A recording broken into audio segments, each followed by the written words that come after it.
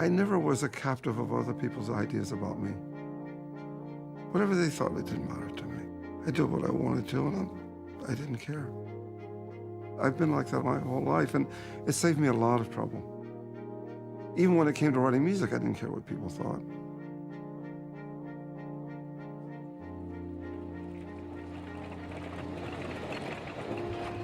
You know, there's a lot of music in the world. You don't have to listen to mine. There's Mozart, there's the Beatles. Listen to something else. You don't have to listen to this. You have my blessings. Go and listen to something else. I don't care.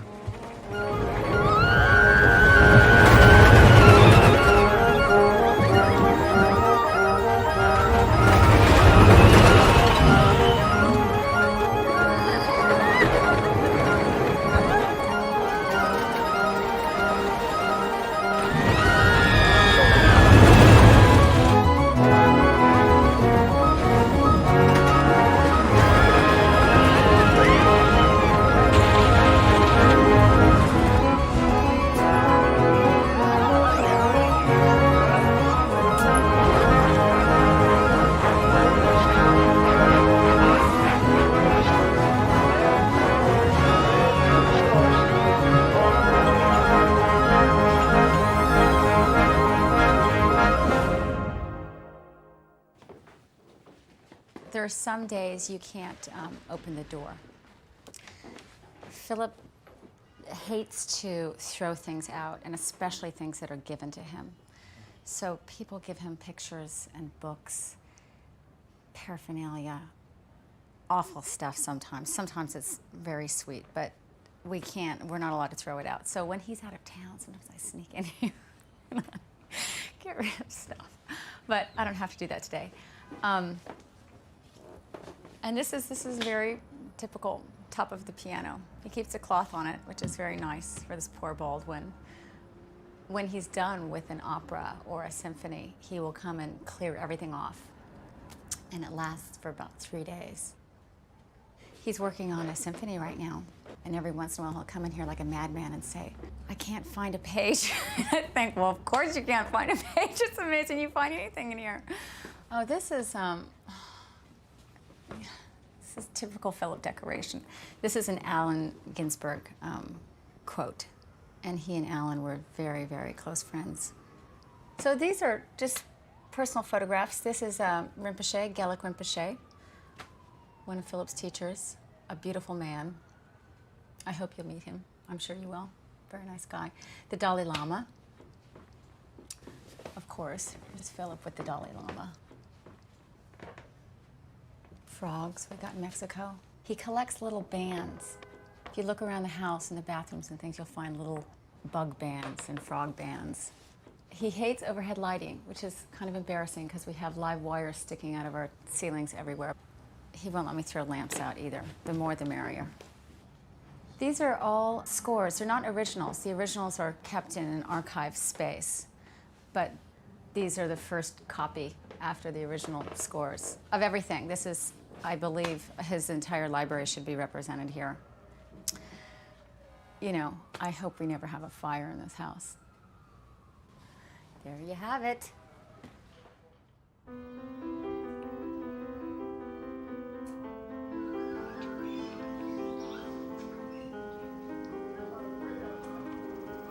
You're getting a very quiet morning. I'm very impressed. It's not typical. Yeah, I'm impressed. It's not typical. What time are you starting work? Around 10 minutes. Somebody loves your pancakes over here. Okay, boys, I'm going to work now.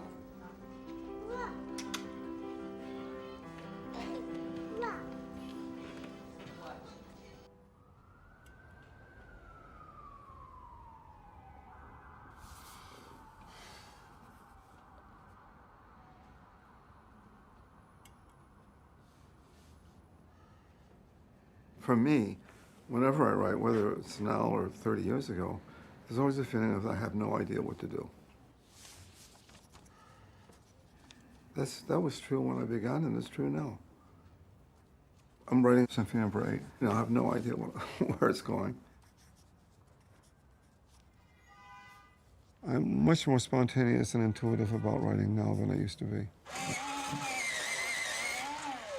I learned a lot of that from Allen Ginsberg.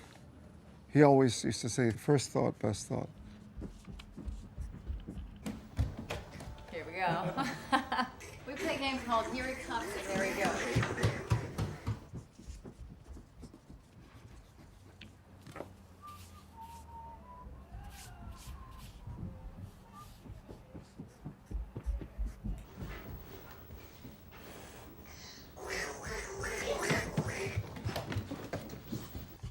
I'm going over the beginning of this piece, and I'm just working out some of the orchestration of the, I finished the first movement of Symphony No. 8, and I'll have to go back and look at the beginning again. And so I'm just considering some orchestration ideas to go with it. Shall I talk you through it a little bit? So these are strings. These are all the strings. With that one there. This would be trumpet, this would be the trumpets and the winds, and maybe the xylophone, so you'll hear it. First violin, second violins, violas, cellos, and the double basses are down there.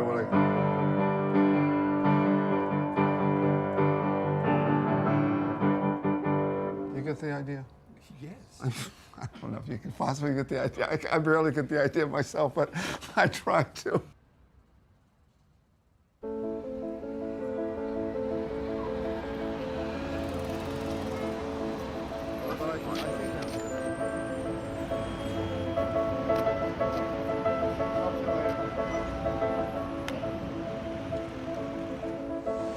Hi, Chuck. Good. Can you just get in?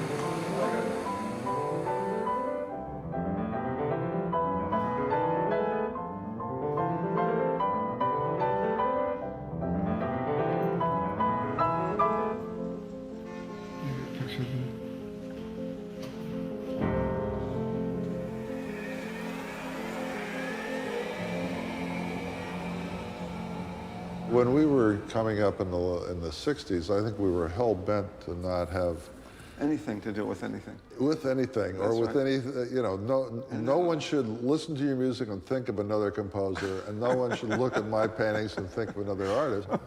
We sort of all climbed out of the primordial ooze together at the same time, Yeah. and sort of lumbered on shore, changing from amphibians to whatever. But so much was in that ooze.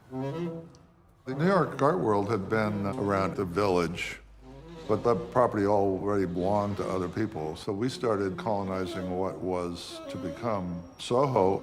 Soho wasn't named Soho until well into the 70s. No one is expected to live there. In fact, before it was Soho, a fire department called it Hell's 100 Acres, because it was nothing but rags and rats and rats and rags. When Philip and I came back from Paris, we rented a seedy rooming house on 9th Avenue and 23rd. It was 2 floors for $75. It was a lot of fun. It was also hard because we were very poor. Very, very poor. But unbelievable. It was unbelievable art scene. I don't know if there's ever going to be a period like that. You could do anything. One could do anything. I'm going to do a piece called 1+1, which I've never done before, though I made this piece about 4 or 5 years ago. I thought this was a good chance to do it.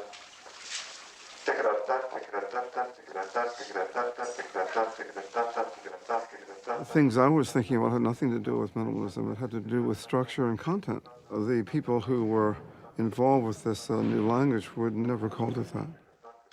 It was a journalistic shorthand for a movement. Chuck was beginning a series of portraits. And the idea, if I remember, tell me if I'm wrong about this, instead of doing portraits of famous people like Rembrandt did, he was doing portraits of anonymous people, people that no one knew. The day that and so he rounded up all these people to come in and take their pictures. And it was like getting a passport photo. It was very quick. And Everybody who was photographed that afternoon became a famous artist. And we were supposed to be anonymous.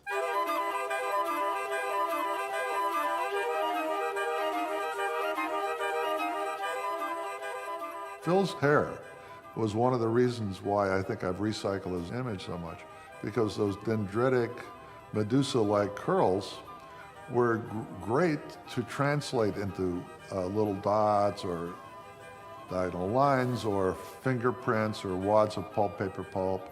Every time I pumped his image through a new medium, it was interesting to see what would happen with different kinds of marks.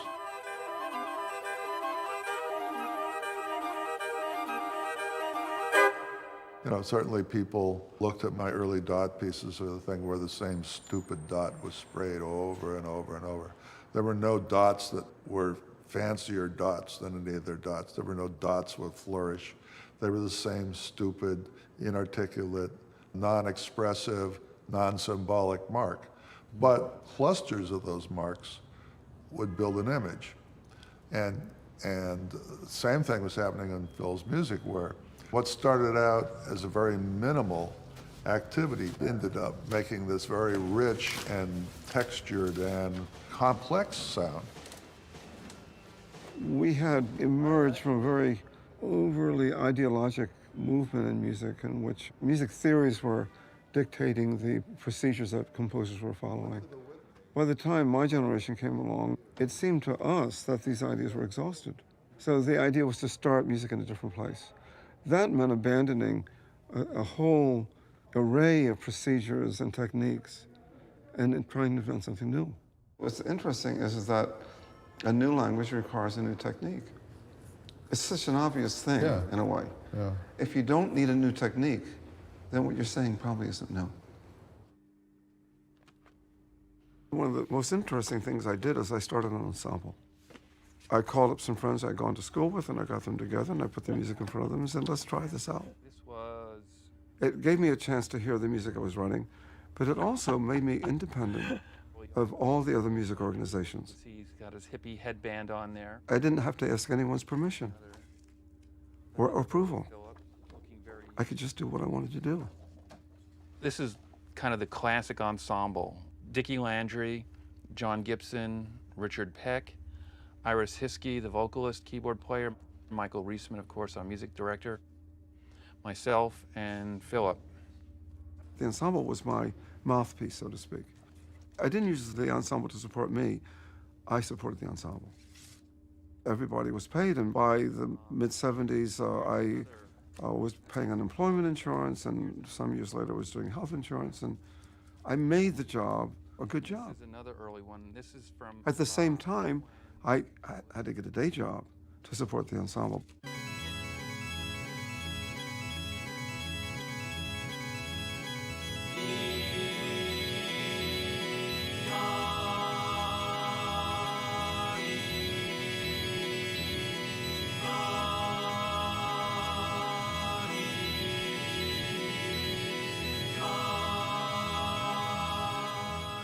He plumbed a lot of places, and he plumbed our first loft. He plumbed our second loft, too, actually. He's a much better musician than he was a plumber. The plumbing always leaked. I mean, the earliest times I heard your music, they were never in performance spaces anyhow. I mean, No. there was in someone's loft, or In a park. or in an art museum, Or in a park. or in a park, or an art gallery. Yeah. But not in a place where acoustics would figure. Yeah. Well, we weren't even allowed in those places. Yeah, of course not. Yeah, so. I was living down close to Soho on the corner of Bleecker and Elizabeth. I did concerts in lofts and galleries. There would be 60, 80, 100 people there every Sunday. Usually the audience was sitting on the floor, lying on the floor, kind of meditating. We would sit in a circle in the center of the art gallery, and then the audience would be around us, and out in the periphery of the room in the four corners would be the PA speakers. So we performed in this kind of huge sound field that enveloped both us and the audience. Everybody was part of the same sonic experience. That's why I think the experiences were so intense. Of course, everybody was high. The audience was high, the musicians were high, everybody was high. Philip didn't do drugs, but everybody else did. The audience could walk in and out, and in the early days, you know, we would usually lose probably 25% of the audience, or a third of the audience would have left. They couldn't stand it. They didn't, you know, they hated it. You have to remember his music was very loud and very repetitive and really intense. Knock, knock, who's there? Knock, knock, who's there? Knock, knock, who's there? Knock, knock, Phil Glass.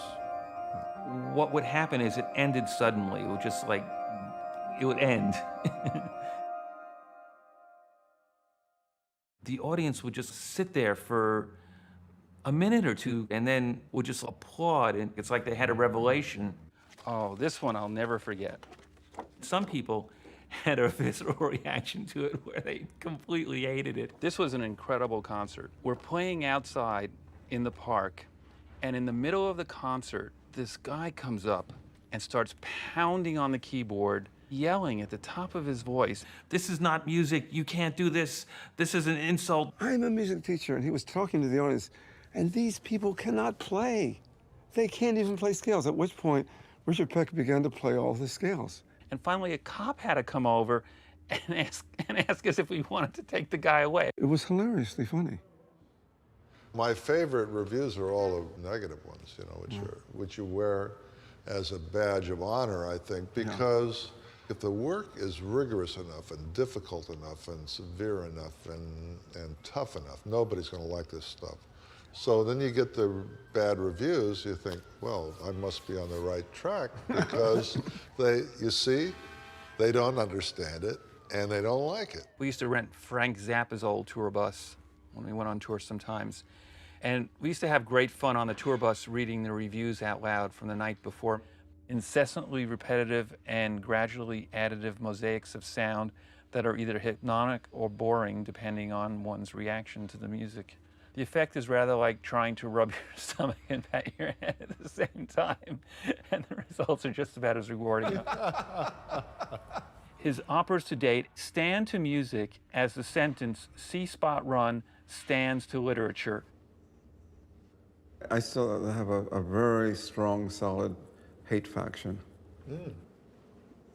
I find that reassuring. Absolutely.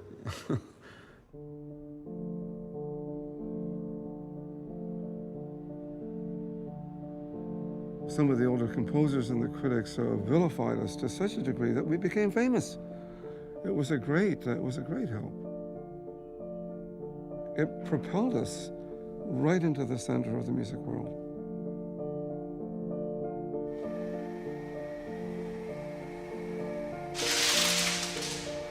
Good to see you. Good to see you. See if there's any brain waves. I don't know. Maybe something. Just thinking, maybe. That hollow sound, they could have hit my head. Thanks again, Chuck. I'll see you later.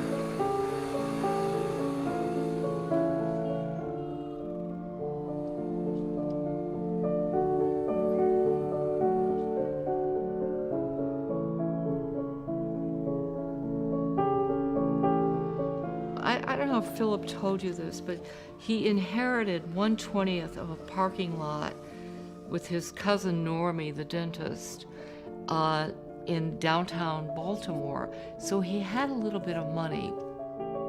And he said he wanted to find a place to write music. So we drove through mainland Nova Scotia and then ended up in Cape Breton Island, where the car broke down, right here.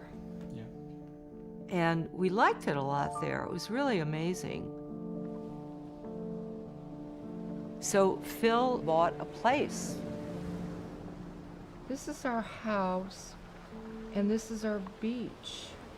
Pretty great, don't you think? Yeah. Fantastic.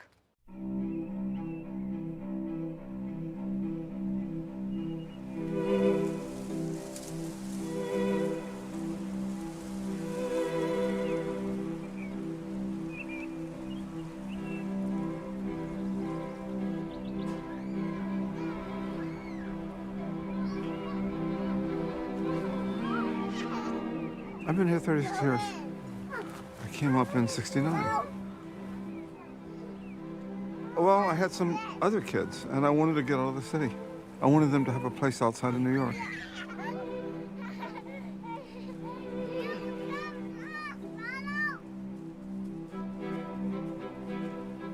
Philville. That's what his friends call it, Philville. There's the big house. It's always been called the big house, overlooking the cliff. And that's where people gather. Where did you get that? I got that from That's a great truck. Philip's got like 11 cabins, and our friends come and stay there. They stay in the cabins. Then a little further down the road is the farmhouse with a big wheat field in front of it and a beautiful view of the ocean. And then across the road, up on the hill, is a house that originally was called the Hermitage because people never saw Philip and he worked all day long and they just called it the Hermitage. And then I came along. It wasn't appropriate to call it the Hermitage anymore, so we call it Philip and Holly's house. Did Lola have a ride, Camp? No.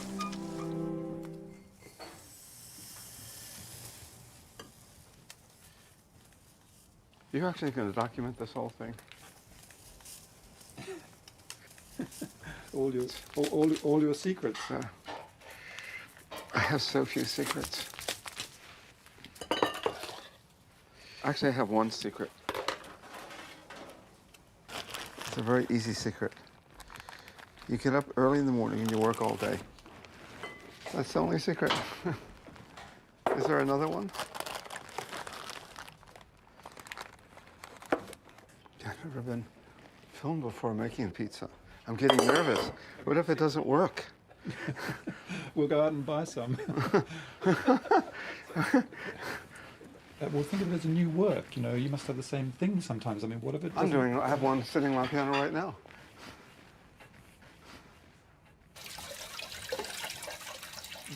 So how is the symphony coming along? How's it coming along? Well, I don't know. I don't even know what movement I think I'm working on movement 1, but it occurred to me that I maybe had it backwards. Maybe it's the middle movement and not the first movement. I don't know. But it's a very hard piece to count. How do you mean? The rhythms are very tricky.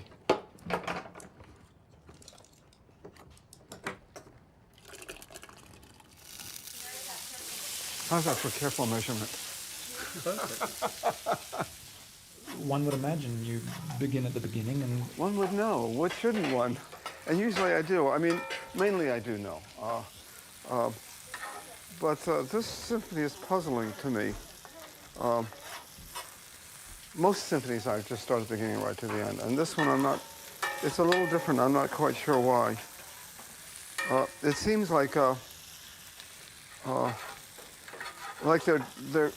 various currents of thinking in the stuff I've done that seem to be appearing in this piece in an unexpected way.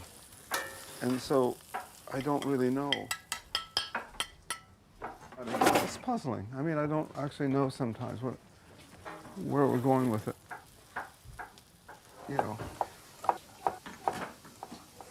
Do you like big, chunky pieces of garlic? The kind that kind of explode in your mouth. Yeah, that's what you're getting. Oh. Usually, in the course of it, what happens at a certain point in the piece, you actually know what the piece is about. And that can happen very close to the end. Doesn't that happen with a film? Oh, yeah. It can happen very close to the end and say, oh. You'll come to that place and say, oh. That's what it is. That's what it is. And hopefully it happens before the piece is over. It almost always does. You have to, if you've done it for years and years, you become be confident of it. But if you're younger, you may not be confident of it, and it can be very scary. But at the point that I am,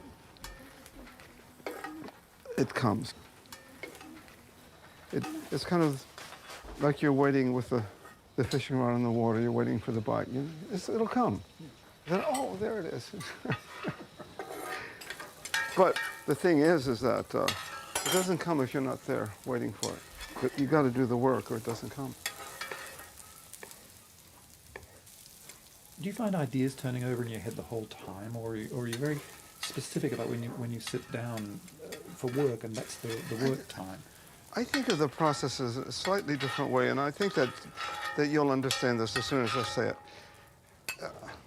I think of it as one of those rivers that's running underground and you don't know where it is. You know, but you know that it's running. That's exactly the feeling. I said, I know there's a river under the ground and you don't know exactly where it is, but you know it's there. And you couldn't even, if you try to find it, you might not. So it's like divining water. Who the hell knows? You don't wake up in the middle of the night with a mad jotting frenzy of... It's happened. I try to resist it. I resent it, actually. I'd rather it came in the morning when I'm ready to go to work. But there have been times when I'll say, okay, and I'll go downstairs and I'll write it down. But I do it rarely. Somebody's testing your pizza dough, Daddy, to make sure it's okay. Is it okay, Marla? How is it? Is it good? Yes. Marla says your pizza dough's okay. So do you want to sign this? But sometimes you don't know until the audience is in front of the piece. You need that point of view. Yes. Cameron just broke his glass, all of the stuff and all of the grass, so no one can go barefoot anymore. Okay. Oh my gosh. It's the second glass these kids have broken. They basically have nothing to do with this house until dinner time.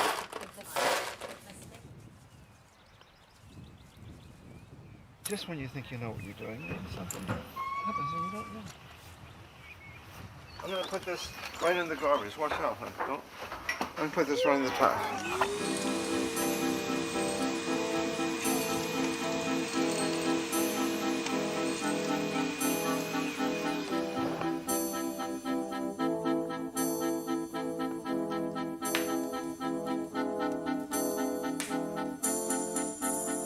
Wow, said Christopher. I love play clay.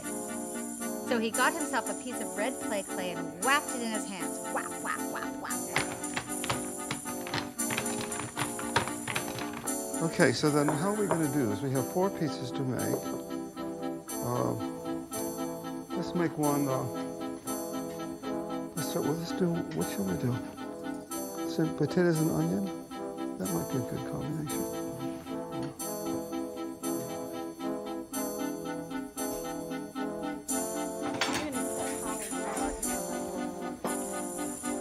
Oh, good. This is almost done.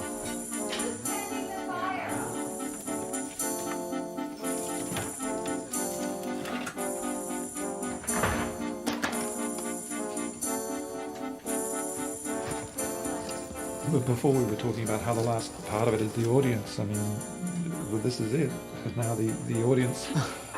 They're going to tell us if it's any good. Okay, showtime, Scott. Showtime.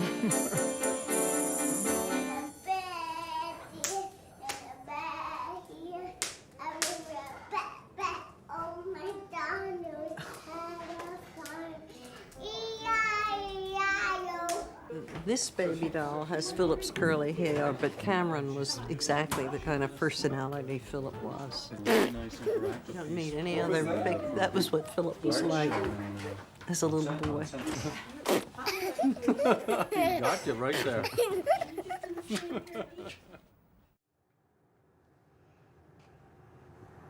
You think Philip looks like Cameron? I think so. I don't know when that could be. Before the war? You know, it's a very long time ago. Scott, I'm going to be 70. Talking about the 40s.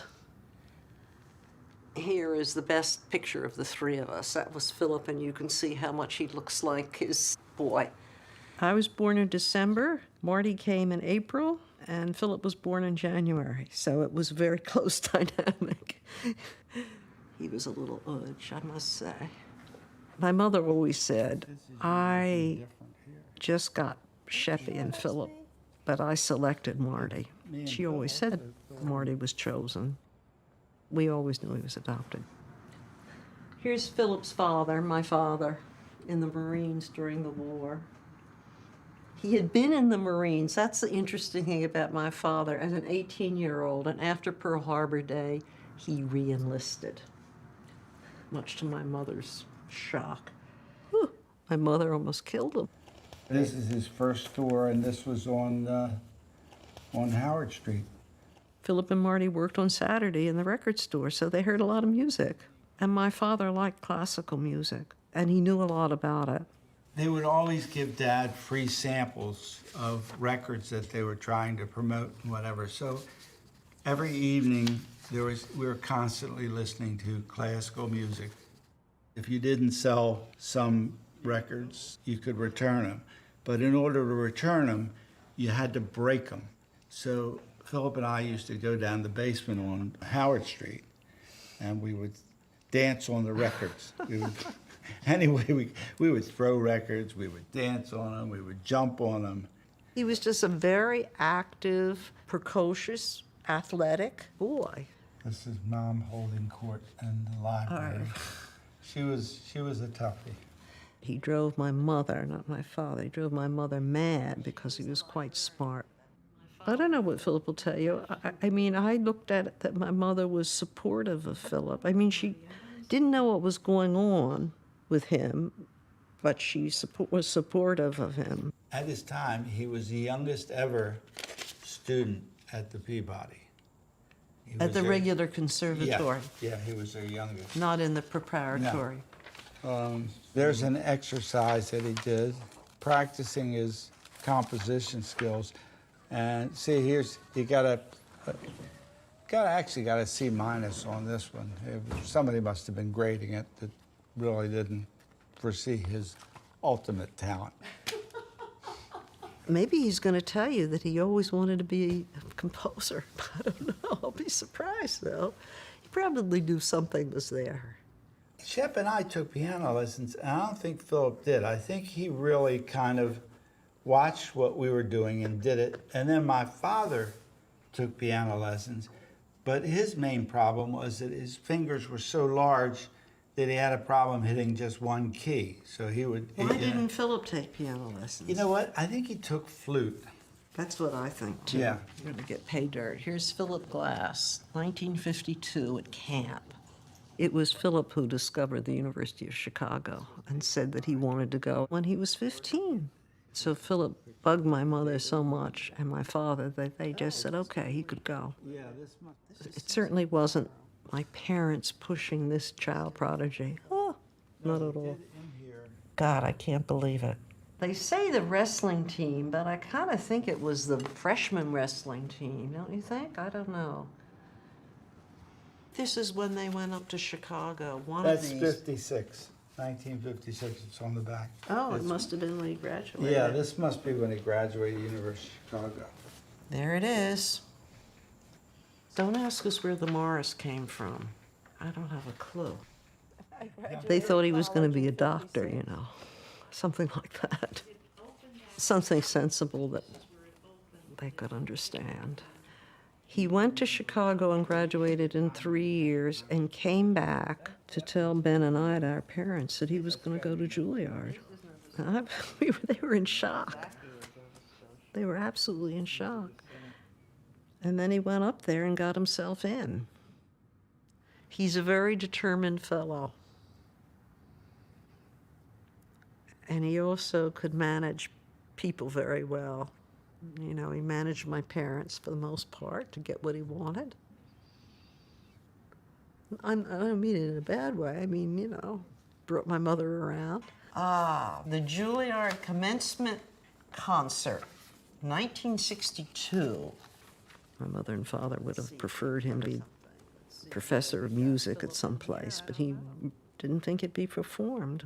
He didn't want to do it that way. He wanted to perform, and he put together his own little, those guys. I mean, he wanted people to hear his music. You know, he isn't happy if he just have one performance and it's well reviewed. That does not make Philip happy. He wants it to be performed a lot and have a lot of people see it. Is that Philip? I guess they think that's Philip. God, the New York Times. It was so vicious. But Philip's always been very stoic, I would say. He doesn't get as excited as me or whatever the wife of the moment was. This picture, which I'm sure you've seen others like it, is by Candy. Philip always had this thing about his wives had to be half his age plus 7 or something like that. Marty knows. You'll have to ask him. I forgot what it was. Here's Candy. I don't know what you're going to do about Philip's wives. We've already decided we aren't going to tell you anything about them, but that's Candy. Yeah.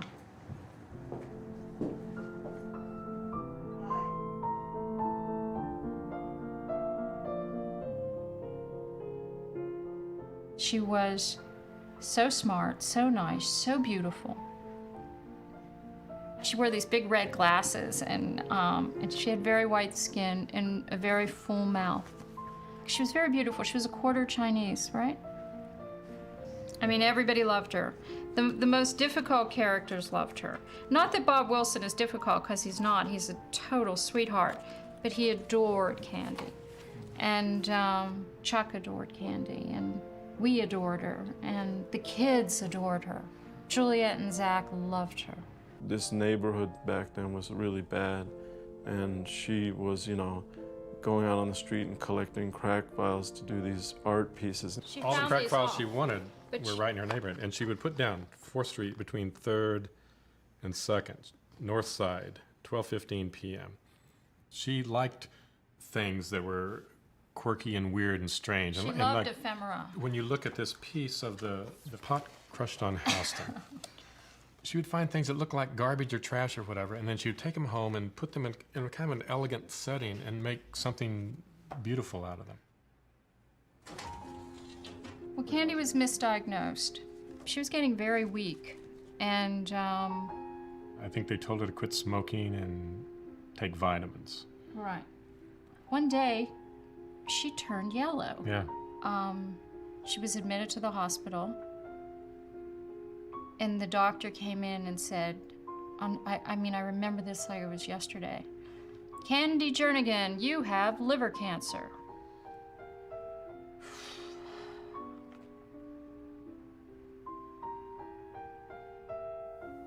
You know, as Stokes said, it all happened so quickly.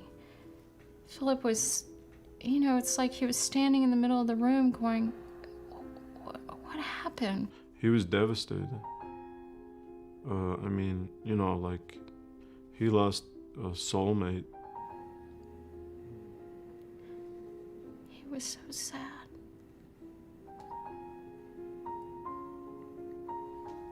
I think he still worked. He worked, he I think that's how Philip, I mean, I think that's one way that he gets in touch with what he's feeling is to keep working. and he was sad for a lot of years. I mean, I'm talking years.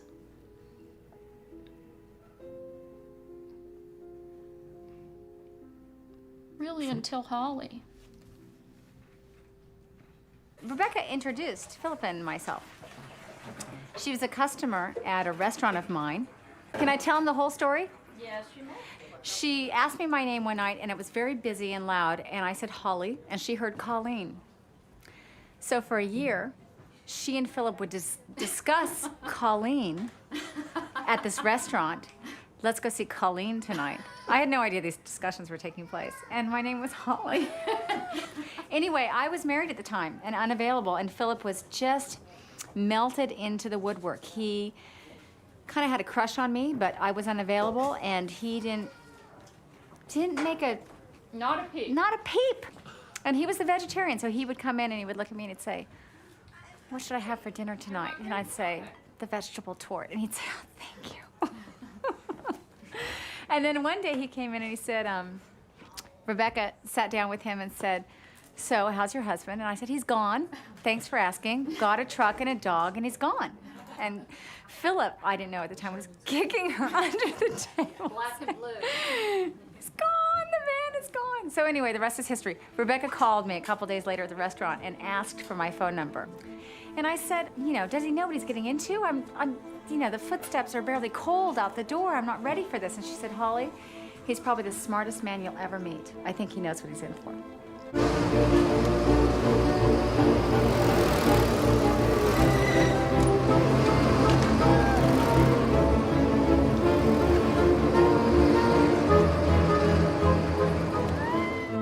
When we first met, you know, the age difference was a big problem for me in accepting the idea of having a romantic relationship with him. And my brother had just died. And then Philip came into my life. And I said to him, you know, hopefully you'll just edit this right out. I said, great. Am I going to fall in love with you and you're just going to die on me? I mean, I was so callous. But I just didn't want any more loss, you know? And he had lost his wife, Candy, at the age of 39. And he said, in my experience, the older one doesn't always die first. As I got to be with him more, he was so young at heart, and that just slowly evaporated, this age difference. He also was incredibly romantic and fun and funny. All of the stuff that had been missing from my life, I think I benefited from our age difference in a huge way for years.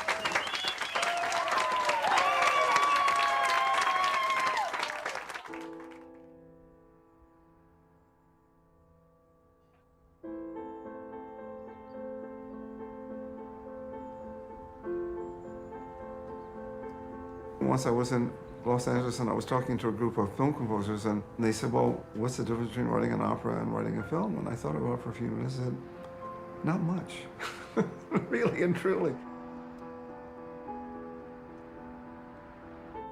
When you work in films, you can complain about producers and studios and directors, and when you write an opera, you have nobody to complain to. That's a big difference. I began working in the theater and I learned about the image and music. I learned how to make that work.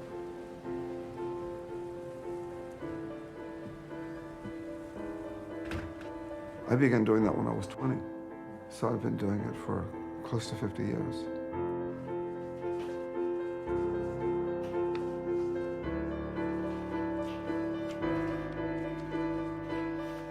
This is this IMAX movie about Mars. And I'm just doing one of the cues now. It's an art, but it's a real craft, too. You might almost say it's a science. That psychological distance between the image and the music, it's both subjective and precise.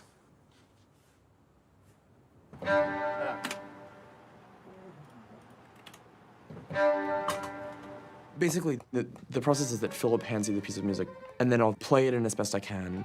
At the end of that, you have this demo of the piece played by synthesizers.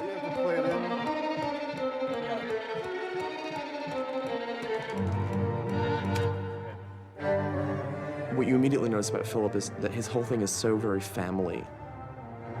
It's the opposite of the lonely composer in the hut. You like that parallel? It's so bad. I know. The way in which, to me, he's sort of larger than life and is the way that he can take on so many projects and do so many things all at once. Just take this down an octave. Don't take that down an octave. I don't think that's what they're complaining about. I can't keep pace with Philip with 3 movies. I can't do. Let's repeat it and see where it ends up. When you have 4 movies, as we have now, it's a lot.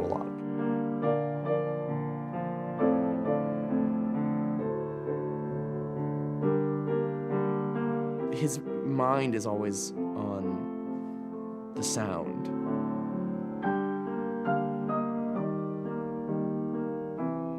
He's written himself into a situation where he doesn't really get to have a day off, you know? Whereas he's like, I'm just not gonna write today. Then there's like 35 people saying, where's the manuscript? Like, what's going on? We need this thing. Wait a second. Solo strings. What are you, crazy? Well, you keep this a secret from me until now? I'm sorry. Can we reassign it? Yeah. But it's kind of nice sounding. Let me hear it anyway. Let's hear it. And Philip doesn't participate in that kind of composer as deity, like Wagnerian bullshit thing. I love the sound of the string sextet. Like, for instance, I really, really don't want to do that as a string sextet, for example. And I seem to have talked him out of it, so that's a victory for the day.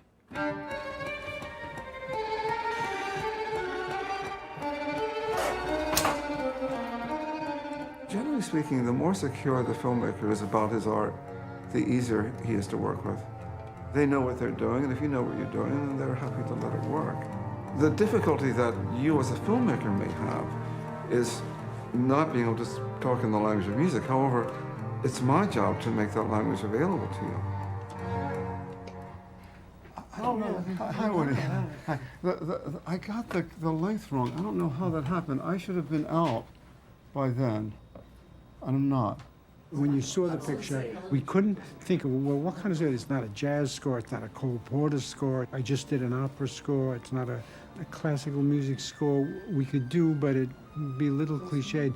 And then, you know, it was though 6 heads turned in and everyone said Philip Glass together.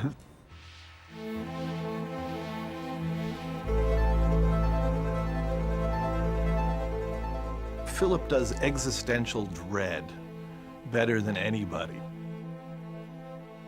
It's the ideal music for creating emotion.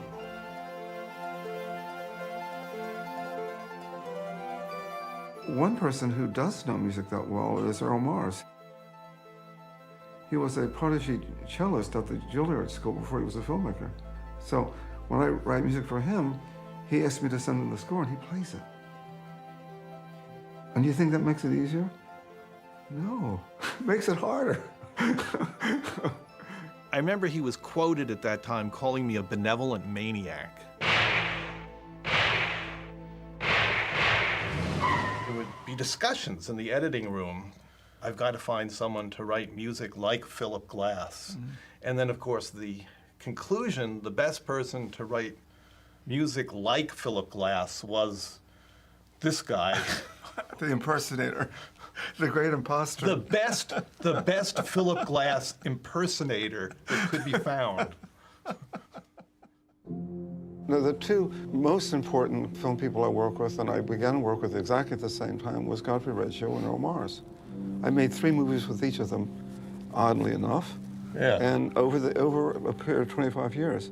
And they work in completely different ways. Jew, Jesuit. What? For the film Koyaanisqatsi, I wanted to create images that had more to say than our language can speak. And I felt that they should have the emotive armchair of an original composition. In that sense, the composer can become a true collaborator. He created a relationship where we were actually working as equals. So that I would sometimes write the music before the film, or the music would come after the film. But the editing process, the whole post-production, we did together. And his studio was usually right next to mine. I would be there every afternoon. And we looked at images and music together all the time. So that was as complete a collaboration as you can find with a filmmaker. He has created a musical language that is the acoustic door to the unknown, something possessed of an enormous complexity in this simplicity, like an ever-ascending score that never reached to the heavens. Eisenstein says that the epitome of the relationship between composer and filmmaker is that one should end up being able to see the music and hear the image.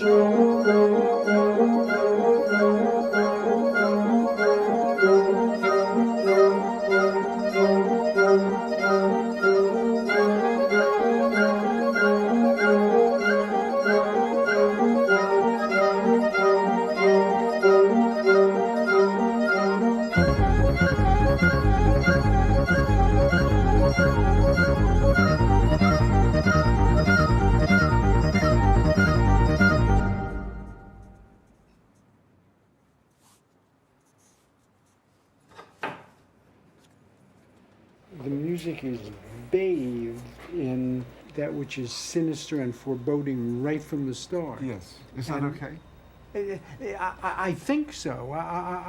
You know, when I see the whole picture together, we may suddenly look at it and say, well, too much is given away at the beginning, or not, or no, it's completely arresting at the beginning, and draws you right and it into would it. be very boring if the music didn't propel you forward with that sense of anticipation. You know, so I don't really know. Of course, what you find out very quickly is that the filmmaker, he's always going to win. So you put up as much as fight as you want to, and after a while you give up because of it. It's the old story. We got stuck sometimes on the temp score. And I remember doing the mixing of the film that there was an issue about certain gongs. Marty was one of the best filmmakers on the planet, and he was very easy to work with. Kundun had maybe 36 or 38 cues. He had serious comments about maybe 4 or 5 of them. Certain gongs, we said, had to be the old ones. And they had gotten some new gongs. I'm sorry, but it's true. I think they had really very proud of the sound of the new gong that they had gotten in there. And like, we just tried it in the mix and we all looked at each other and said, I don't know. It's a hard argument to have with somebody who knows so much and he always wins. I think I'd like to get through Reel 3 by Friday. And you'll just have to stay up a little later tonight. You know, I'm always self-conscious about shooting down what the composers come in with. That's one of the reasons I don't like to work with them, because they come in, they work hard on stuff, and then I don't think it's really right. And I tell them, and they try again, and then by the 4th try, they're starting to get upset, and it's a nerve-wracking process for everybody. But Philip's got a very cavalier attitude about the stuff. I mean, he goes home, he writes it that night. You know, if it's not right, he's the first one to dump it and couldn't care less, and writes 2 new cues the next night, and you know, so it's unusual. The actual process of working together was a bit harrowing. However, you know... so what sort of things does that entail? I mean... Communication, basic communication. Like, this is up and that's down. This is right and that's left. Very basic things, like we could see things very Am I allowed to differently. talk about this? Collaborations, properly speaking, should be difficult. Why not? It's 2 people struggling to produce something. They may not have the same interests. They may, in fact, have divergent interests. But if it works very powerfully.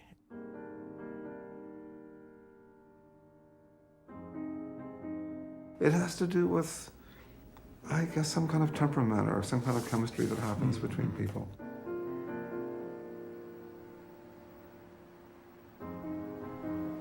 It takes, I think, pretty well a lifetime to figure it out.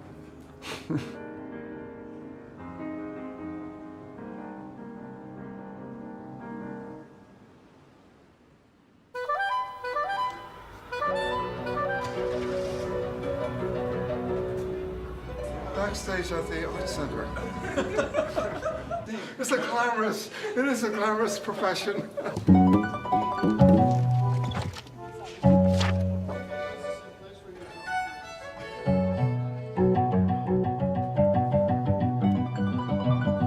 One of the things that's been most interesting for me is finding the engine of change in our work. How do you continue to grow? And my technique is through collaboration. Ladies and gentlemen, the call is 15 minutes. 15 minutes to the top of the show. 15. Time to put on my underwear.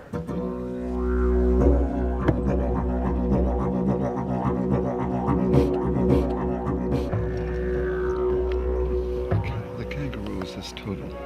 Is that right? That's on his shirt. Yeah. Just so you know. Okay.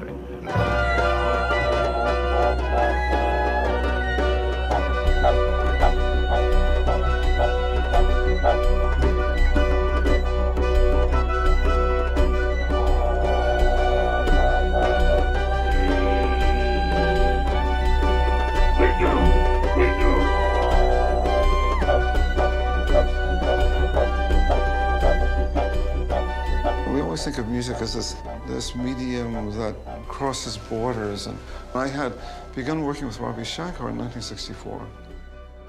I'd already been addressing the problem of combining Western music with people who had a different kind of training. I began to discover the things that were in common rather than things that were different. All of us had one teacher that we worked with. The transmission of the technique and the style of the music and the tradition of the music is done in the same way. It's a one-on-one tradition. So then I cross in the front and I go up here. My teacher was Natty Boulanger. I like the bench if it's the right height, but it might not. Her teacher was Fauré. It's a person-to-person transmission. You study with the teacher, that teacher studied with the teacher, that teacher with the teacher. We're probably only 2 or 3 teachers away from Beethoven. Yeah, this is her. Probably our teachers like that are one in a generation, if that many. It was a frightening experience to study with her. Frightening.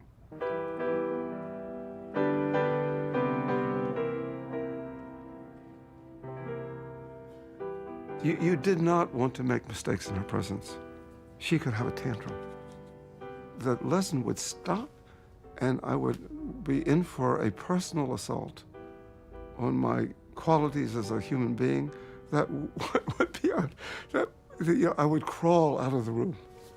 You just didn't want to go through that twice. After that, I never brought any mistakes. She started me from the beginning again. And she made me redo my whole technique.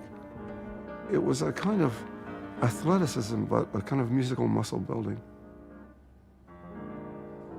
You know what she gave me? She gave me a complete confidence in what I could do.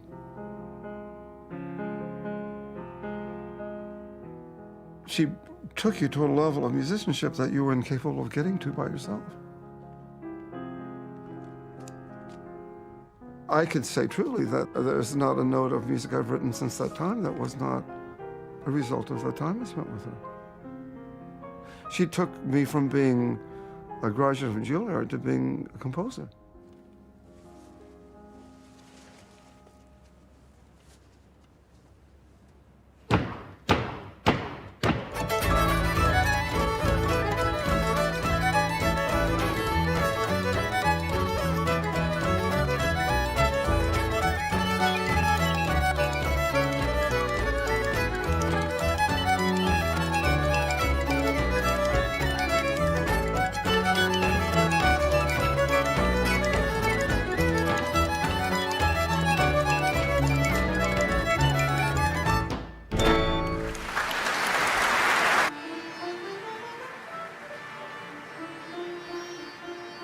Kotek, the sitar player, he plays Ravi's composition because Ravi's 85 and is not on the road with us. Well, I'm a protege of Maestro Ravi Shankar. As you know, he and Philip collaborated on this particular composition that I'm playing. The Western thing. In India, if you have a teacher, you're his student until he leaves this earth, and Ravi's still here, so for that matter, he's my teacher too. Hello. Hi. This is Marlo. Hello. I was hired to be Ravi Shankar's assistant on a film. I didn't know anything about Indian music, but you have to remember this is 62, 63. The Beatles hadn't gone to India yet, and I had to notate his music, and I had to do it on the spot with 16 musicians waiting for the parts. You did it.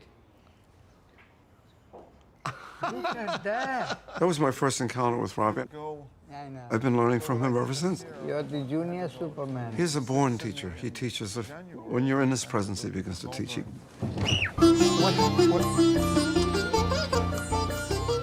The structure of the music is very different from Western music.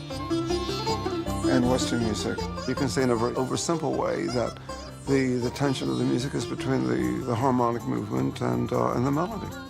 And Indian music is different. The dynamic is between the rhythm and the melody. There is no harmonic movement. So suddenly, the whole parameters have changed.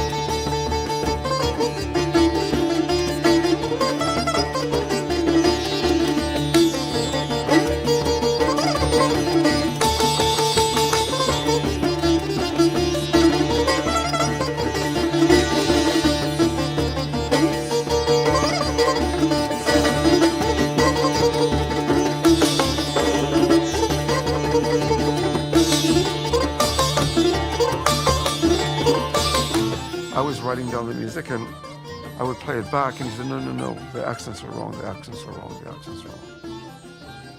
And he kept saying that all the beats are the same, all the beats are the same. I didn't know what he meant. And finally, when I realized that if I looked at it in a certain way, I could see that everything added up to 16. I said, oh, every phrase is 16. And I said, oh, then let me have a bar line here and a bar line there. And I got rid of all the other bar lines. And then I played it for him. And he said, yes, that's right. He said, oh, I see, all the beats are the same. He said, all the beats are the same. And I said, oh, that was it.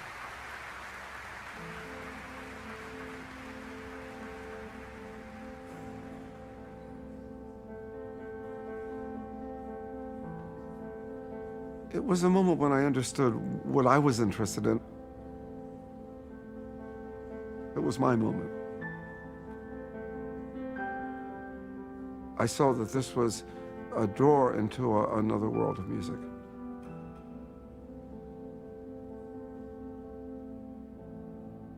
I knew there was a music there to be written that had to do with combining two different languages.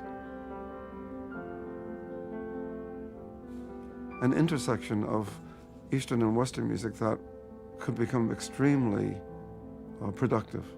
I saw that right in front of me.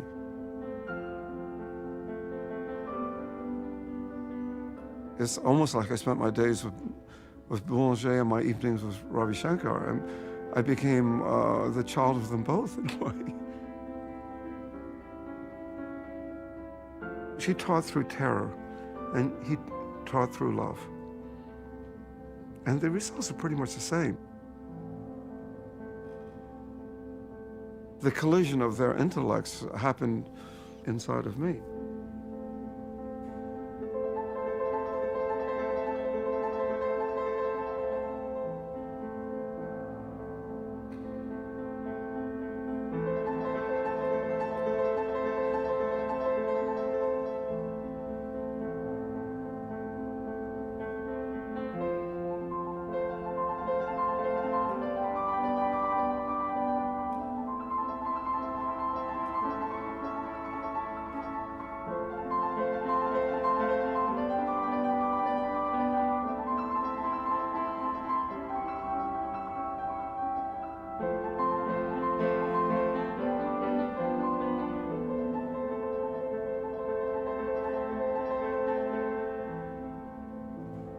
What was the result of that? The result was I had the ability to write music that was so radical that I could be mistaken for an idiot. And I was often. I still am to this day. And yet it did, and it absolutely didn't bother me.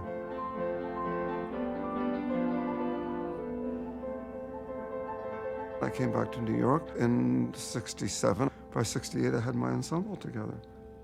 And within 9 years of my return, I was at the Metropolitan Opera.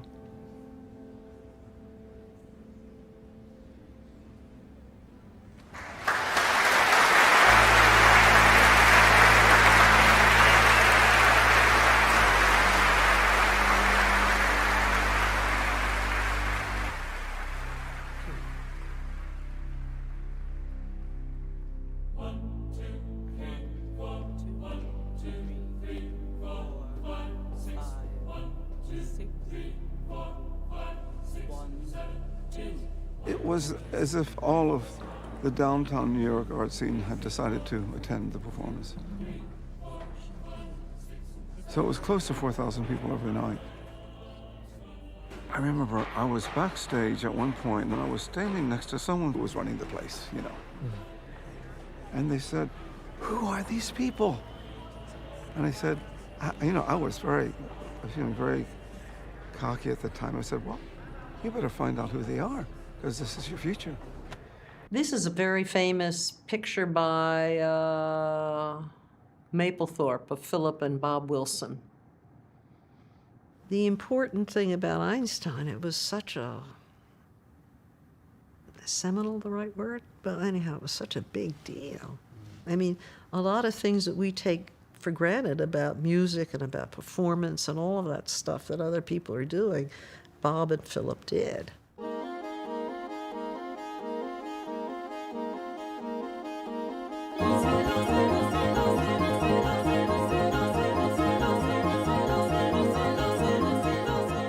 My mother was here. She had seen me in 1968, 8 years before, playing in a large auditorium in which there were 6 people in the audience, and she was one of them. 8 years later, she came back to New York, and I don't know what she thought. What had happened in such a short period of time? But she was supportive. And my father probably just shrugged his shoulders. There's my father up there. There's just a long period he didn't talk to Philip. It was so stupid. Stupid. But, you know, Philip's personality is similar to my father's, so they're very stubborn.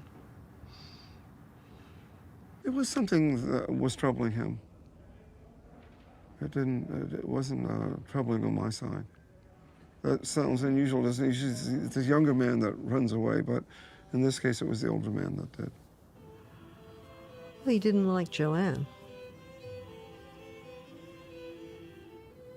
Oh, that was most of it.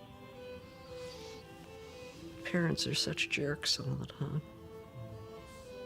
Don't quote me. The week before he died, he died in a car accident, so we didn't know it would be that week. We met again, and he opened that door again, but we didn't get a chance to go to talk about it anymore.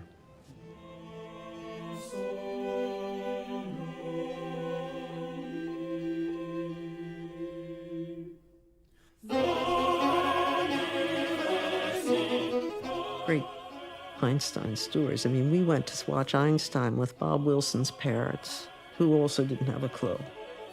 They just rolled their eyes. They didn't know what was going on. My mother turned around to Wilson and said, "Did you know this was going on in Robert's head?" I certainly didn't know it was going on in Philip's head.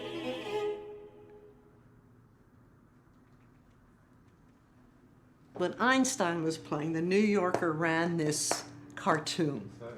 It says, "Those drums tapping incessantly with barely a change of timbre or rhythm. Do you suppose it could be something by Philip Glass?" We went crazy. It was in the New Yorker.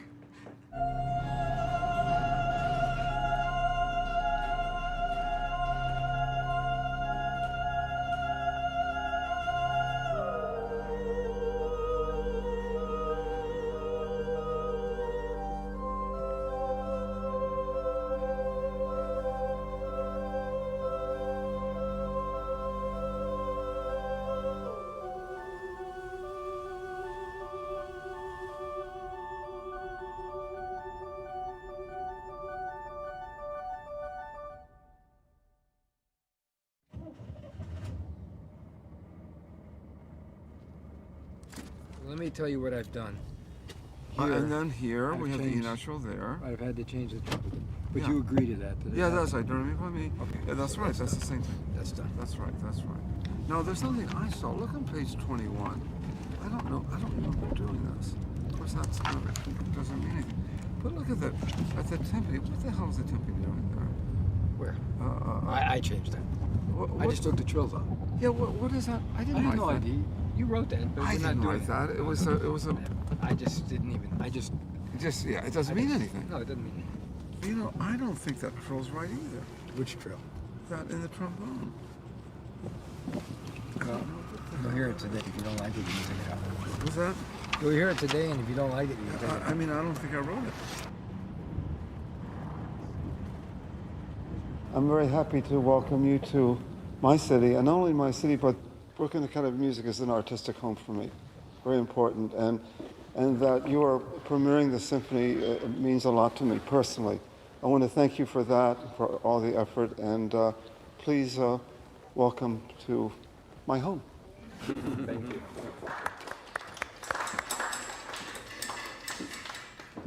Okay.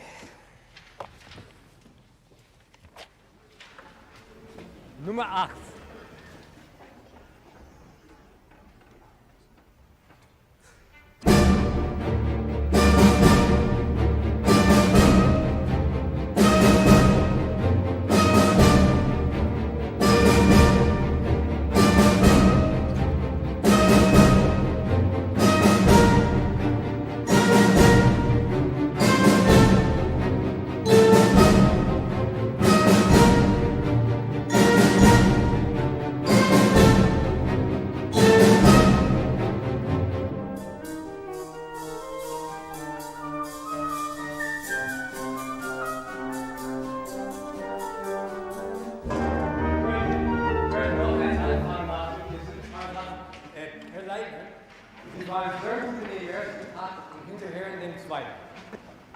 upside down.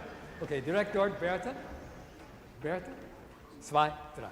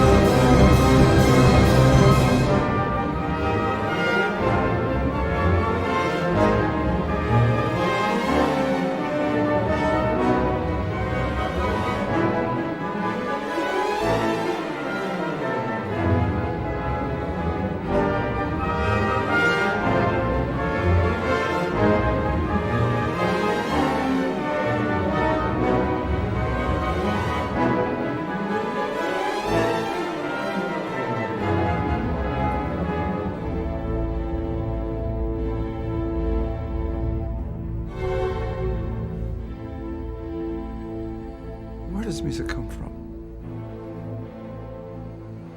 My experience of music is that it's like an underground river. It's always there. And like an underground river, you don't know where it comes from, you don't know where it's going. The only difference is whether you're listening to it or not.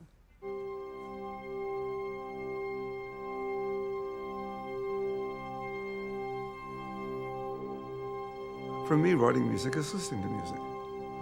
I don't think of it, I listen to it. In other words, it's already there. It's not something that has to be imagined.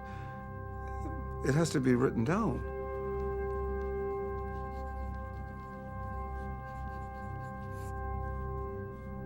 Drawing is about seeing, dancing is about moving, poetry about speaking, and music about listening. I never was inclined to be involved with the theoretical ideas of music. That would have been about thinking. I didn't care about theories of music. I cared about listening to music.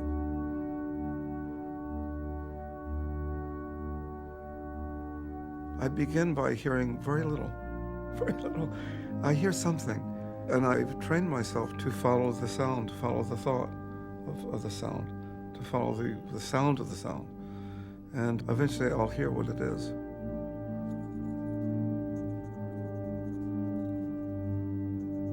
Let's say that you woke up in the morning and you looked out across a field and it's very foggy, you can't see very much.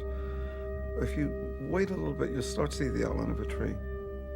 And maybe into this time you'll see a building. And in time you might eventually be able to see everything that's in that field. And that's the way that listening is for me.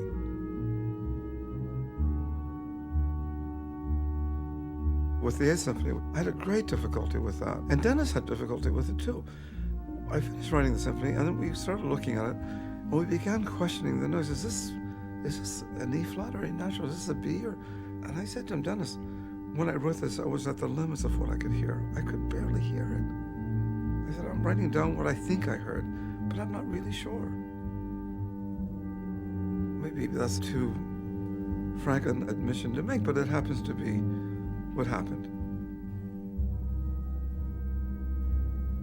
What I have become content with is to see music as a mystery. And I leave it at that.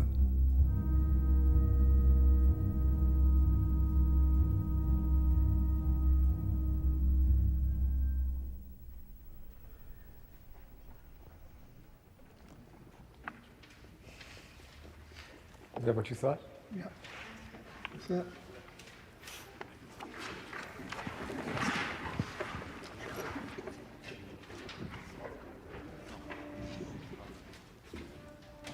You're a Buddhist, right? No. You're not? No. I read that you're a Buddhist. I've read the same thing. You might say I'm a Taoist, I'm a Hindu, I'm Jewish, I'm a Christian. I mean, it's true. I'm interested in all these things. But I can't say I'm exclusively anything.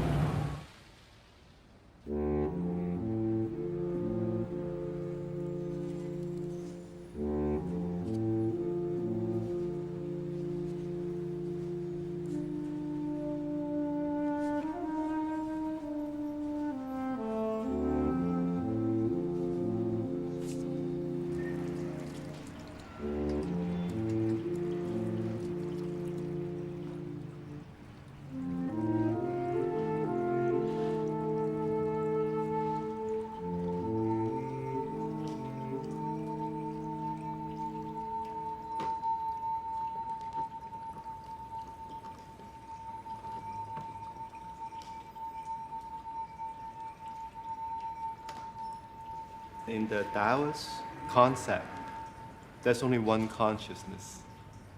And we label that as mind consciousness and body consciousness. They speak different language, but it's really one.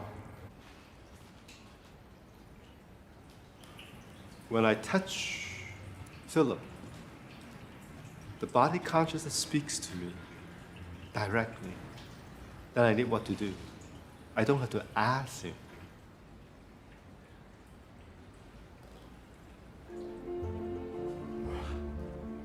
Qigong was a very hard one for me. I did it for a long time before I felt anything. My son Zach did it. He brought me to Sanhan, and for years Zach would say, "Do you feel the qi? Have you felt the qi yet?" And I said, "No, I haven't felt it for years." At least 5 or 6 years before I finally felt it. Oh, that's it. It takes great patience on the part of the student and on the part of the teacher, for that matter. The Taoists call someone like Philip 同学, which means fellow learner. And what we really say is that you cannot possibly teach without learning simultaneously. And that teaching is just really learning on the other side, with a very critical difference, which is I get paid to learn.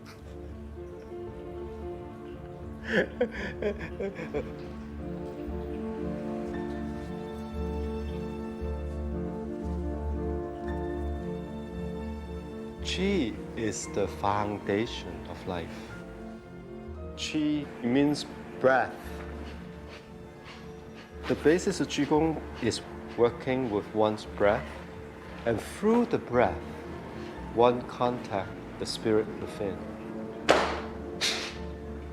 And it is possible to connect with the sacred.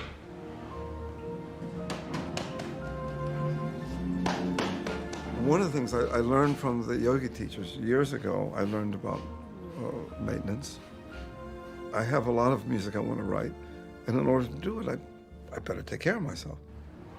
With sitting meditation, if you don't get enlightened, you're stuck.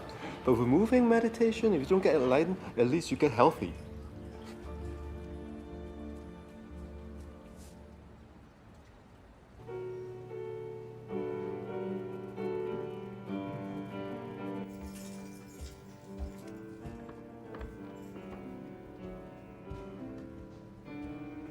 You know, Philip's Buddhism, he even doesn't talk about the word Buddhist.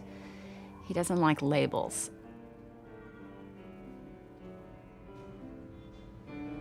What's so interesting is he has Seton, and then he has Gaelic Rinpoche, who he's known for years, and they have a very deep and long-running relationship. Hi. Good to see you. Thank you. Yeah, good. Thank you. Yeah. So, you know, you met Scott. Yes. Hello. Yeah. Hi. Hi, how are you? So, Philip wanted to have a guidance, I think. Getting freedom from negative emotions and negative activities. So how to get rid of hatred, obsession, and even jealousy. when the water's boiling, would you make the tea? Absolutely. I mean, that's the least you can do. Besides, then make the tea and then photograph us. Okay, it's a deal. Okay. Philip's practice is private, it's personal, and I think he has a bigger fear of pushing it on people than sharing it with people. I wish he would share it a little more because it's so interesting. But he doesn't, he's not like that. Actually, it is nothing more than developing compassion. And not only compassion for yourself, but a compassion to your families and your relations. And wisdom. Wisdom that really cuts through the ego. Along the way, as you get certain teachings and you are initiated into certain practices, they become part of commitments that you have. I think Philip's taken a certain amount of commitments that require a certain amount of time, so this is what he does every day. But the kids can come down and see him standing on his head. He has a sitting room, And in that room are offerings. There are certain offerings that are made on a daily basis, and they can participate in that. So in the morning, they say, I want to give water to Buddha. Philip helps them fill some water bowls, and at the end, they get a chocolate. And I think this is a beautiful thing they do with their dad.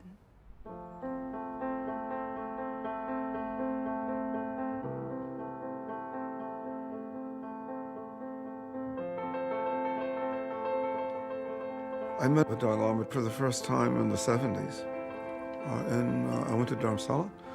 That is the residence in exile of the 14th Dalai Lama. I had painstakingly learned to say a formal greeting in Tibetan to him. I said, when I see your face, happiness comes into my mind. That was what I said. So I went to see him and I said this thing, and he looked at me and he burst out laughing. I thought it was so funny.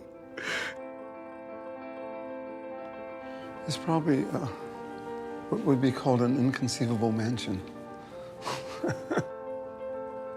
People often like to focus on the Buddhist part of it, but it's actually just part of it. It's not been an exclusive interest of mine. It's been one of many. I met my first teacher when I was 20. I'm 70, so that's 50 years. I've been knocking around, meeting all kinds of people, and wearing all kinds of clothing, and speaking all kinds of languages in all kinds of parts of the world. And I've come to see that no particular culture seems to have they don't seem to have a copyright on profound ideas about the world.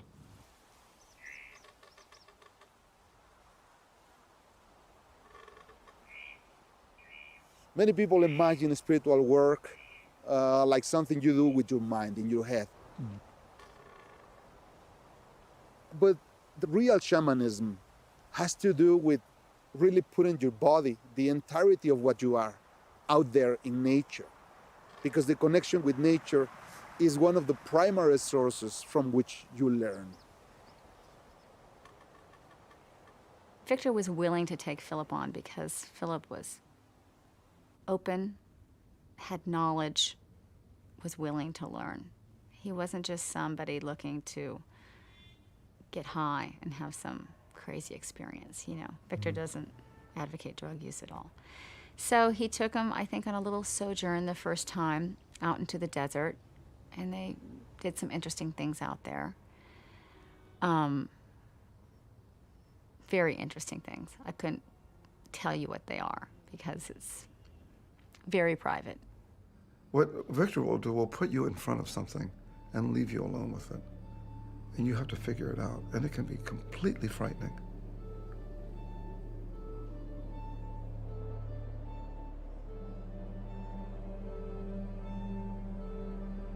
There's one beautiful thing about the mountain.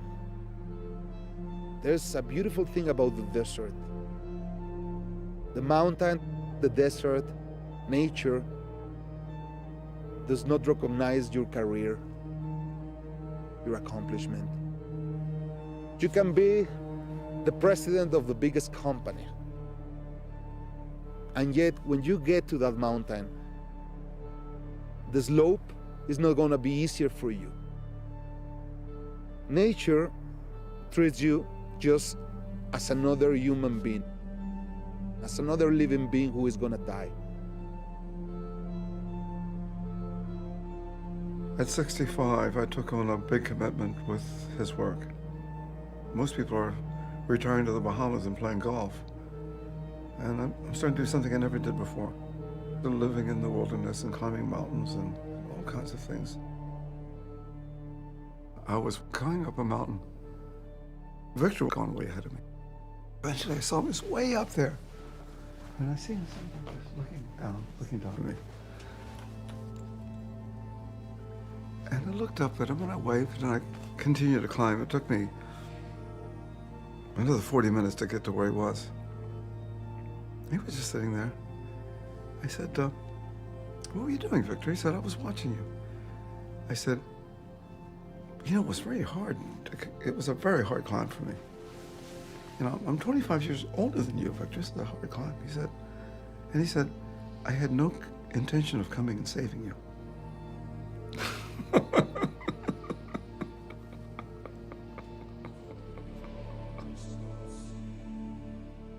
What would you do? What would you do, Scott? I have no idea.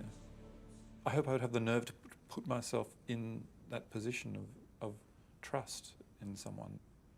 Well, because I mean, Victor wasn't there to help me. I couldn't trust Victor. He wasn't going to come and save me. Yeah. And what about when he buried you? Oh, we don't talk about that.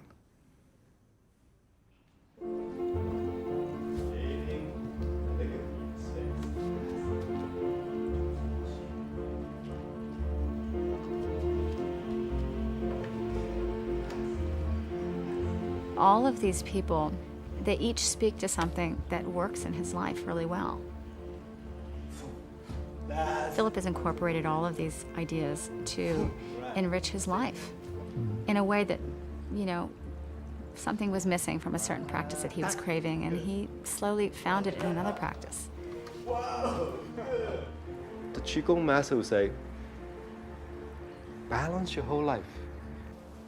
Looking for the otherness, it's looking for the completion of what we are. It doesn't mean you want to reject the everyday consciousness. It doesn't mean you don't care about the everyday world. It doesn't mean you don't care about your business. No, you keep holding this part. Actually, by putting attention in the two sides, that brings balance and empowers both sides, including what you do in your everyday life. Some people completely ignore the material world and put everything in the spiritual world, and that's great for them. But we live in the 21st century, so the art is now to balance the material and the spiritual work together.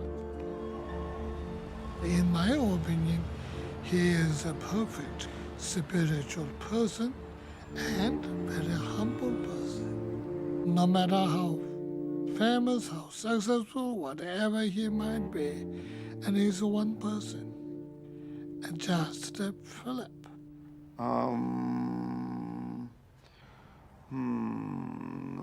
Where does the G come? The 5 I would like to have would be the G, going from the bottom up, the G, the C, the D, the G, and the C. The G, C, D, G, do. B, B, D, C, C, C. Just don't play the G. So C, mi, C, C, mi, C, C, C. It does have the G. Oh, you're right, it doesn't. You could add the double basses there, but that's too heavy, I think. Because I'm going up to, I'm up there. Oh, I found another place for the E-flat trumpet at the end. Barbarians. We're getting down to the crunch.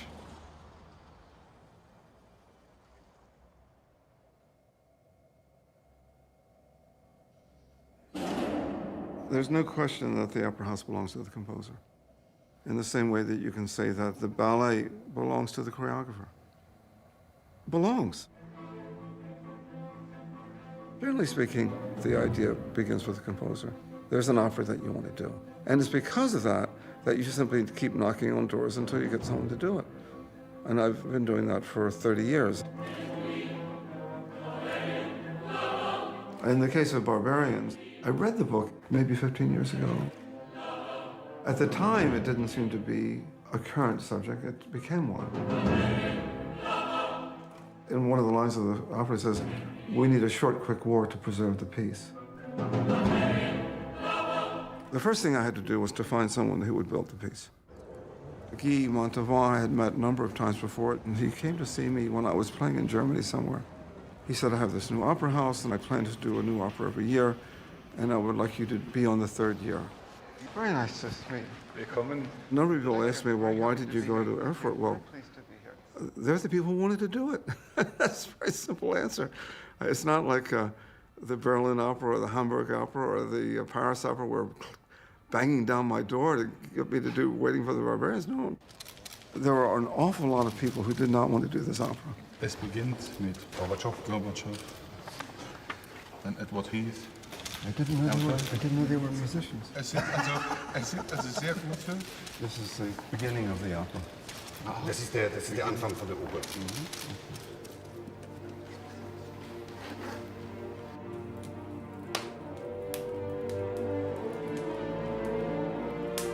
The first person I talked to was Dennis Davies, who would be the music director. What he does in the pit is going to determine what we hear.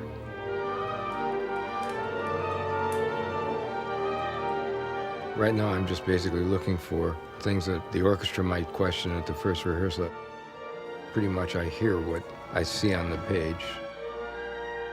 My job is to see that the singers are supported by the orchestra, at the same time not ever covered by the orchestra.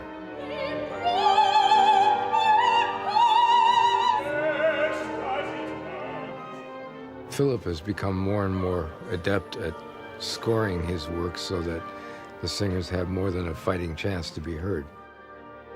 There's nothing more frustrating than having interesting things to play and then have the conductor have to say, but it's too loud, but it's too loud, but it's too loud.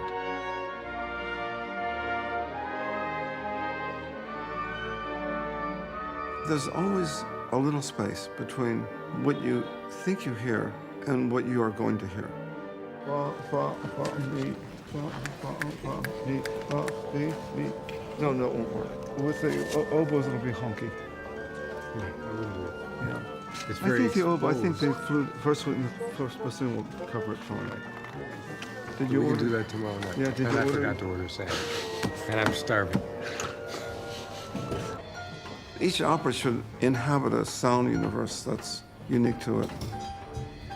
With Waiting for the Barbarians, I wanted a dark sound to go with the dark story. I only need to change a few instruments to define a palette of sound. It would be as if a painter said, well, okay, I'm going to go paint this field over here, and these are the colors I'm going to take with me. Implicit in the piece is the idea of the world as a dream. As soon as I saw a model, I saw that this was a set in which a dream could be quite comfortable.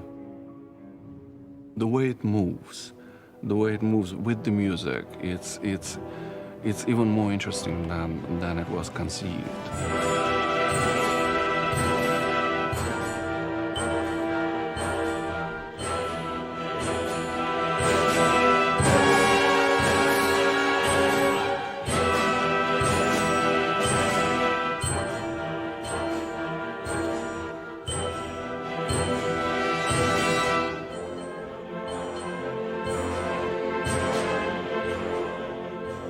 Collaboration with Guy was good because he knows the music, he understands music. He was able to play the set as a musical instrument. And that's exactly what I wanted, because with Phil's music, it's important that the set becomes part of the music.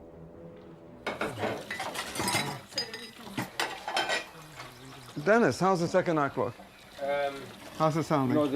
Well, it sounds very good. The one issue we're going to have is the pronunciation of the word barbarian. You have to decide whether you want the word to be barbarian or barbarian. Barbarian.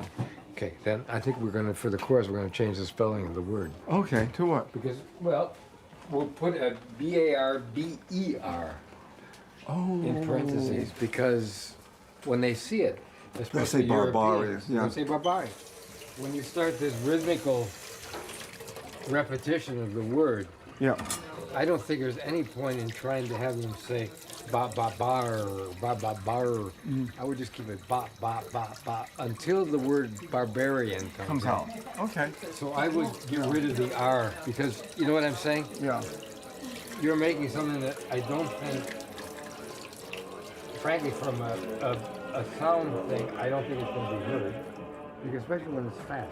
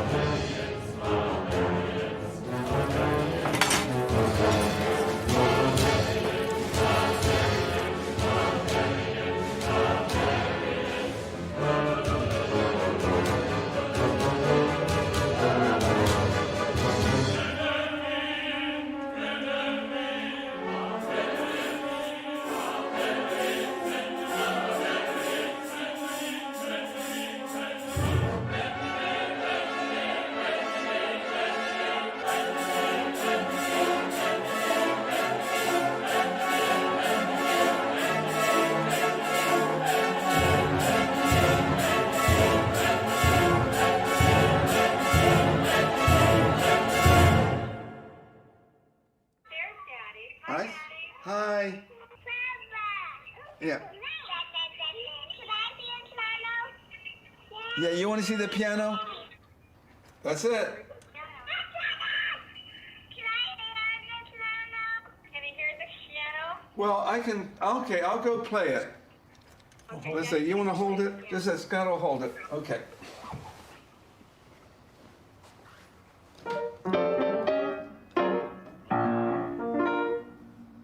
Can you hear it?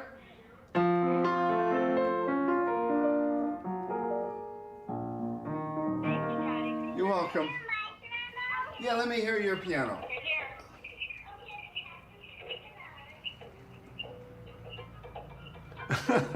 Very good. What do you think, Daddy? Shall we say goodbye? Let's say goodbye, and I'm going to call you tonight. Okay. Wait. Say goodbye to Daddy. Say goodbye. See you later. I think people are attracted to the piece because it appears to be about a very good man and a very bad man. This humanitarian, the compassionate person, and then there's the person who represents the state and state terrorism. He played 3 girls in 2 hours. Yes, he's so weak. He's so And you weak. didn't even have a drink. He gets everything. He had a coffee.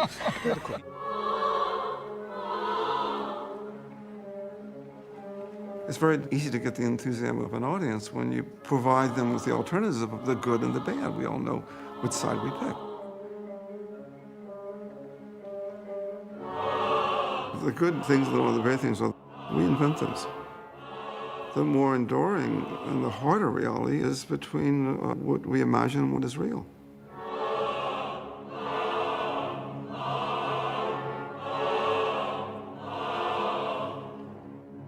Good and bad are constructions, they're fabrications.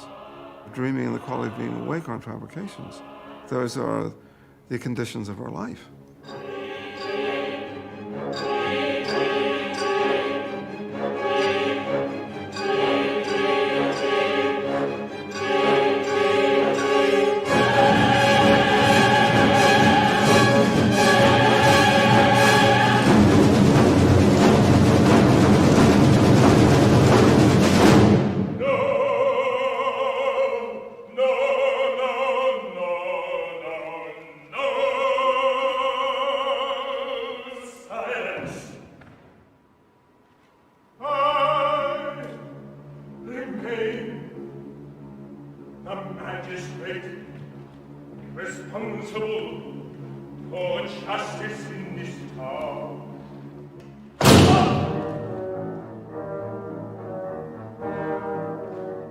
And no one imagined in the 50s that 1984 would actually come about more quickly than the title suggested.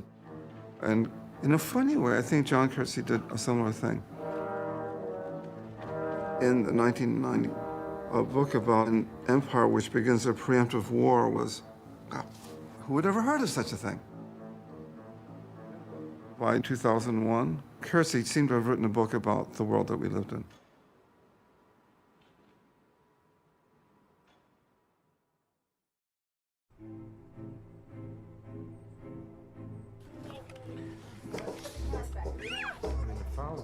Vacations are hard. Philip doesn't really vacation. He works. They're always working vacations. And for him, it's not work, it's what he does. Simply what he does. Each one of his teachers, I think, has told him that music is an extremely high form of an offering. So I think it's given him permission to spend a lot of time doing what he does. I'm still going to be writing this symphony. It's never been viewed that way by me. My interest in music has been more personal and I would say obsessive. My motivation is for personal reasons. I'm not thinking of bringing happiness to humanity or anything like that, or peace of mind. It never occurs to me. I'm just trying to write a piece of music and play it.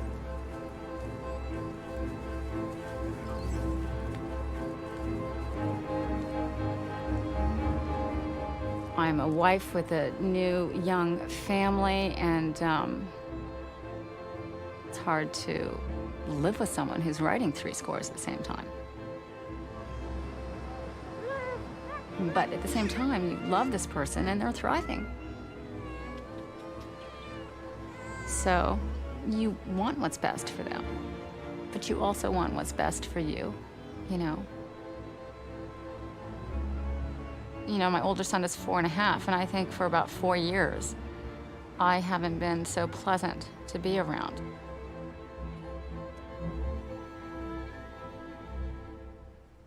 So our paths have diverged.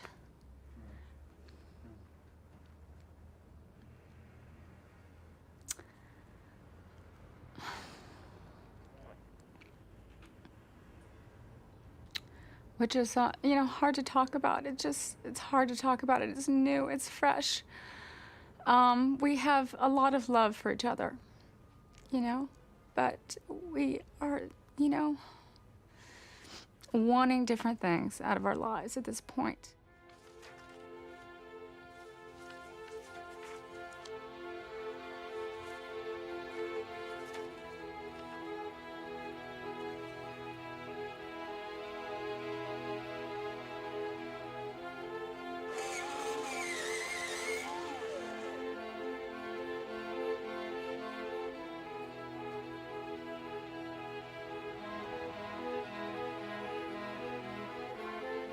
He has so many different aspects of his life, but I see now more profoundly than ever before that music is his underlying passion for absolutely everything he does.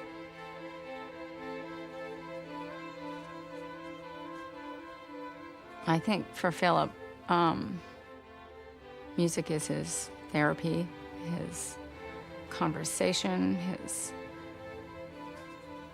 place to be when he can't talk about what it is he's feeling. You know, you can listen to it and get what you want, but I get everything he's unable to say or can't communicate. It's all there in the music. It's his language. I think this is his finest communication.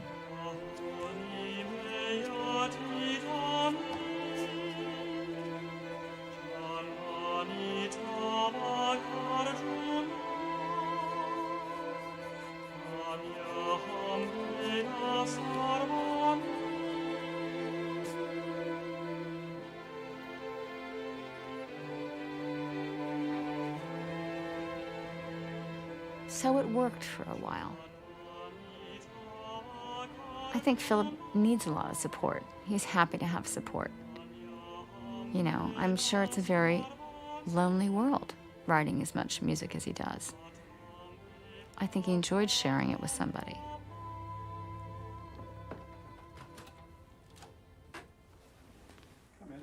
I need to know your email password and your computer password. I have no idea. Okay. There's someone Frankie. What? Frankie is one. Uh-huh. That's my computer password. Okay. And I don't know my email password. It might be Frankie also. That may be, okay, I'll try that. Okay.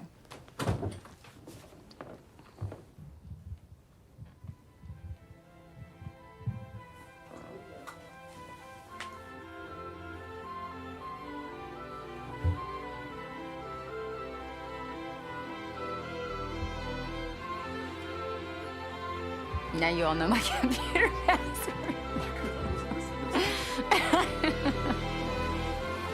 Show us where the bridges are.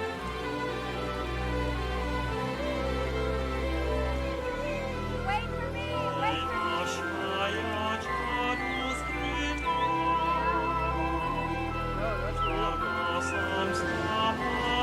Oh, it's rough out there.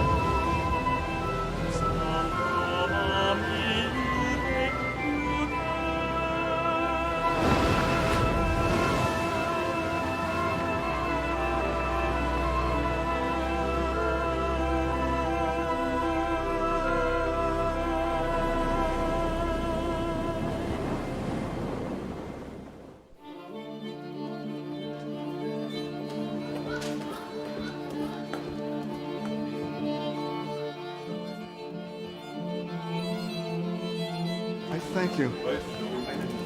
Toy to toy. That's for you. You like it. And this is Christopher Hampton. Yes, toy, toy, Oh, toy. hello. No, not ready. Oh, thank you. So have Toy, toy, toy. Oh, It's a ladybug, isn't it? yeah, it is a ladybug. Thank you very much. Have a good show. Okay, I will. It's great to have Have you. good fun. Here. Hey. Here's everybody. Good, good. Let's come and sit. Okay. Have fun. It's a great piece. Okay, good. Thank you. You'll enjoy. Good. I will. We go all the way back Yes. and we go up. Okay.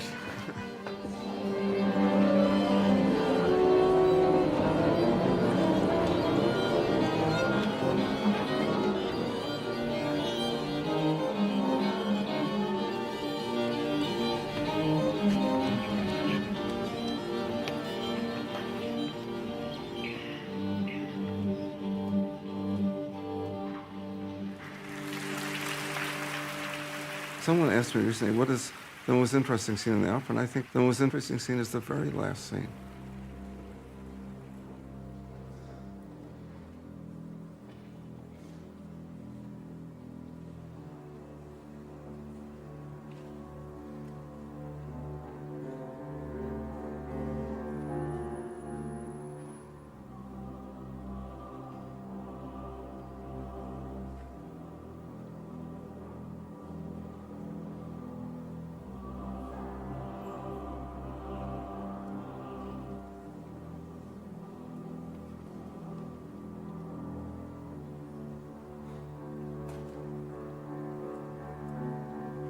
He says, now that the barbarians are at the gate, maybe it's time for me to tell the truth.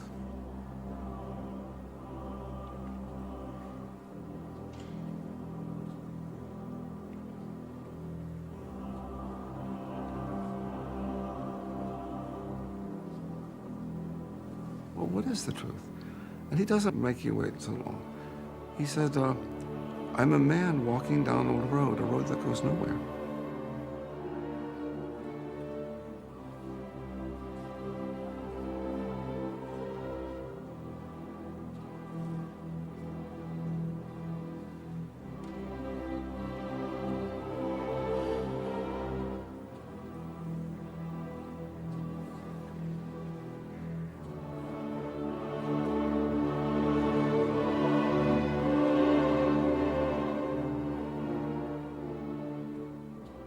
And then he says, another, oh, I'm sorry, is that me?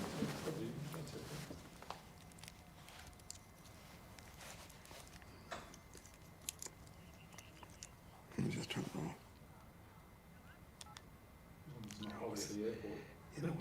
No, it's someone from Hollywood.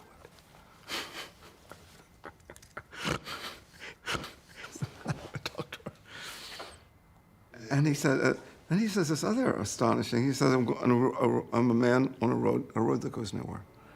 And then a few minutes later, he says, and this is the very last line he says in the opera. He says, I'm a man caught in an ugly and stupid dream. So I said, Mike, is that what the opera's about? And I think that is what the opera's about.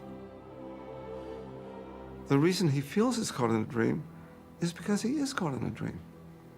You know, when people say, I feel like I'm dreaming, the reason they feel like they're dreaming is that they are dreaming. You know, it's a very simple thing. Dreaming can be a factor of our life.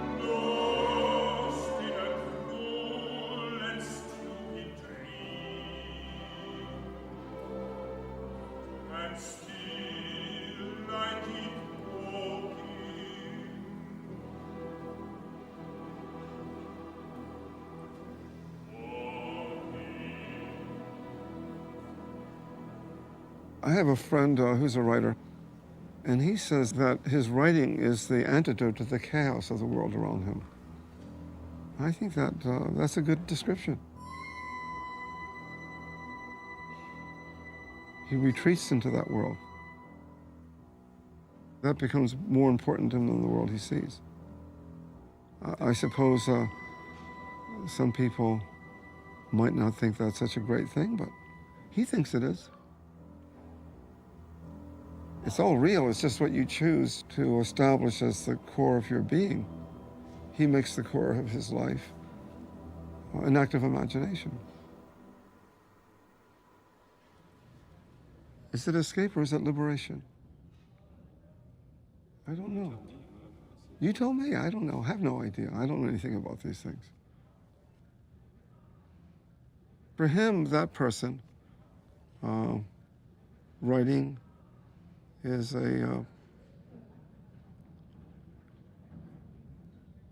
it's a resolution of his life. It makes his life solid and real. Without that, the world would overwhelm him with its chaos. So was it escape to become sane? Or, or is the insanity of the world, so which is the escape? I don't know.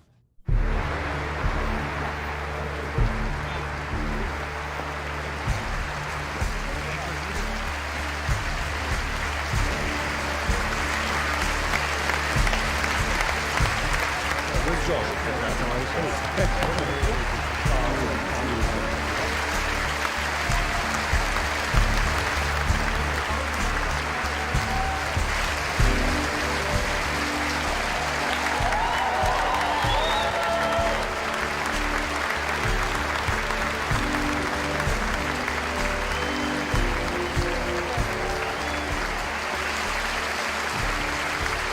You seem not to have minded it too much.